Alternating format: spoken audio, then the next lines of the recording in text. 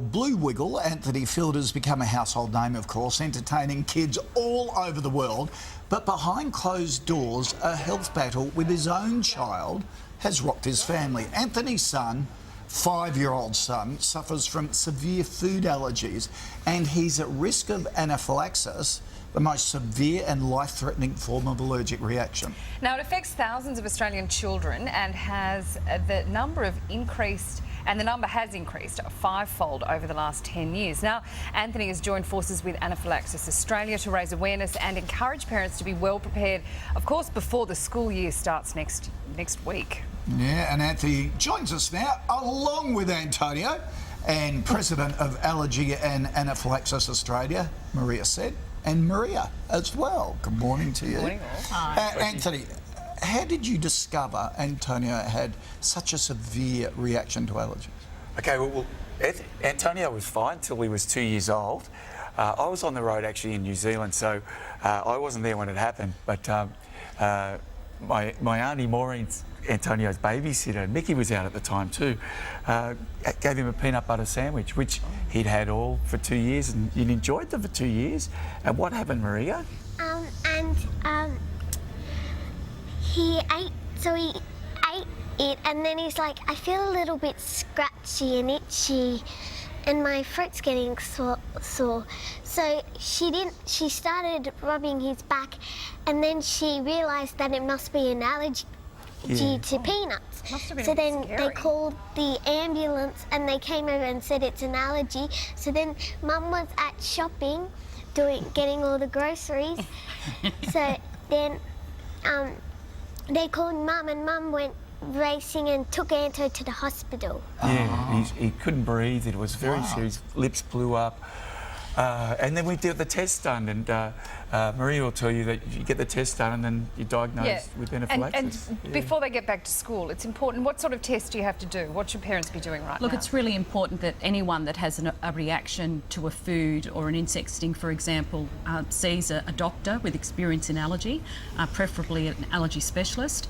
The doctor will then speak to the person and do some testing, find out what's happened in the past, and sometimes they prescribe an adrenaline auto-injector if they think it's a potentially life-threatening allergic reaction. But I'm fascinated with Antonio too, because he was happy with peanut butter sandwiches all along, and then it just happens like that. One day, it just turns. Yeah, and look, a lot of people think that people with allergy develop an allergy soon after they're born and they have it for life. And sometimes, though, I mean, people in their 30s or 40s can develop an allergy to, say, shellfish.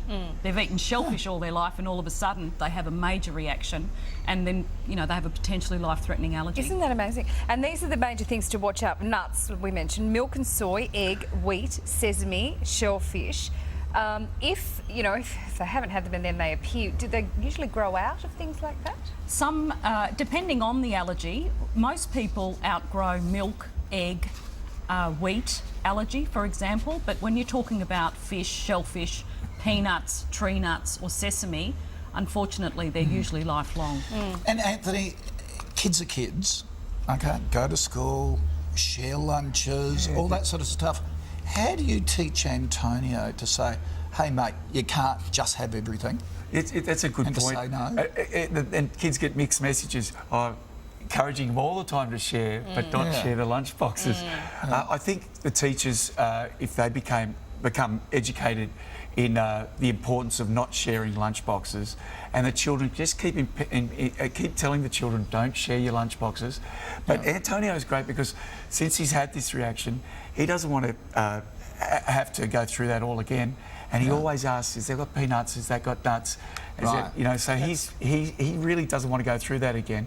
So he's very good. We've educated him to say, no, I've got to check on that food first.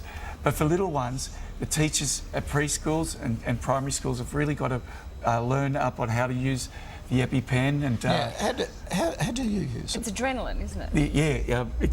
It's Maria came up with a great catch cry, which is blue to the sky, orange to the thigh. And Maria, if you can do this, and Maria, you can all inject Dad. So I've had the peanuts and I've got the bad throat and everything's happening.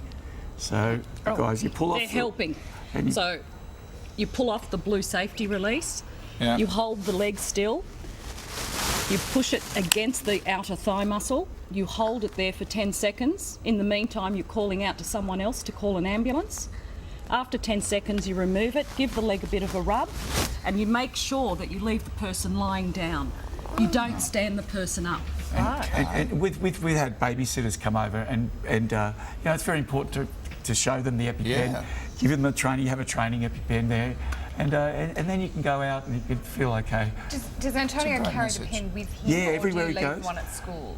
Well, yeah, we take a little action bag, which has got the EpiPen in it, and also you can get from Anaphylaxis Australia. It's fantastic. It's an action plan. Give that to the teacher. Yeah. Give that to your babysitter. And even if you have a family reunion, you know, sometimes it's the older generations, Sure. the grandparents that never had to get it. worry about Yeah. that sort of thing. And you have to just keep saying, no, It's this a is great serious. message. Yeah. Thank you for coming in and telling us about it. Thank you, Maria. Thank you, kids. Thank you, Maria. Antonio, good to see you. Have fun back at school. Oh, it's his first day. He's 5. Yeah, it's pretty exciting. Extra cool fun.